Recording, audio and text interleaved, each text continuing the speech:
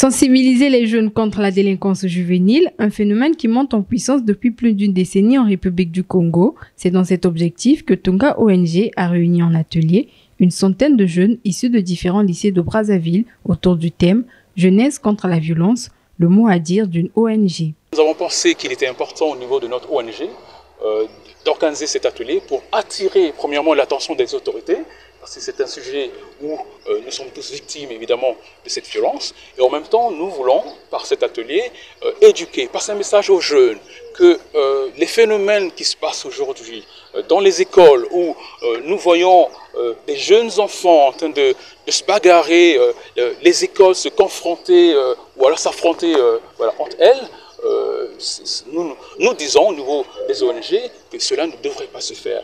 Présents au dit atelier organisé le 15 mars, les sages-femmes, enseignants, juristes ont animé des panels dont l'échange a porté sur la prévention, la gestion et la recherche des solutions à ce fléau. Les parents doivent se faire violence, de discuter avec les enfants, avoir un cadre de discussion, de partage, d'activité.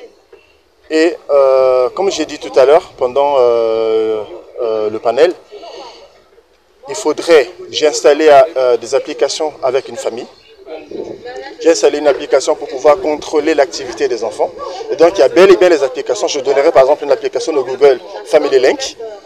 C'est une application avec laquelle vous pouvez contrôler le contenu des enfants, leur temps sur les réseaux sociaux, sur un smartphone, et le contenu et même les applications utilisées.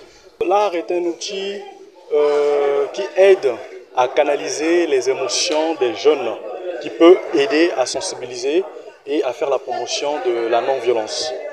Voilà pourquoi il est important que les pouvoirs publics, les parents font de telle sorte que leurs enfants aient de la propension vis-à-vis de l'art. Parce que l'art joue le même rôle qu'un vaccin dans la prévention des maux. Comme je l'ai dit tout à l'heure, dans la prévention des violences en milieu juvénile.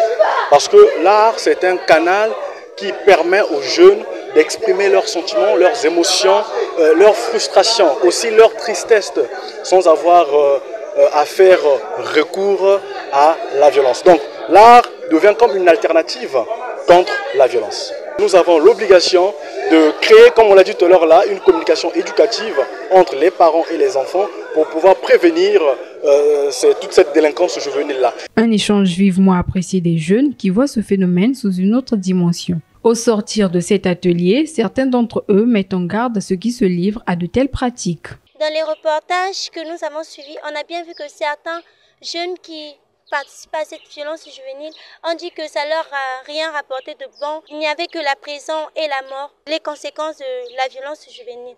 D'où je conseillerais à beaucoup de jeunes comme nous, comme moi, de ne pas céder à la violence juvénile, d'être contre la violence juvénile et de ne pas y participer. J'ai vraiment tout aimé. On a parlé, on a expliqué, on a décortiqué, on nous a montré les causes, les conséquences, on nous a montré que cette violence ne sert à rien. Tunga ONG prévoit d'autres ateliers de ce genre pour une meilleure édification des jeunes.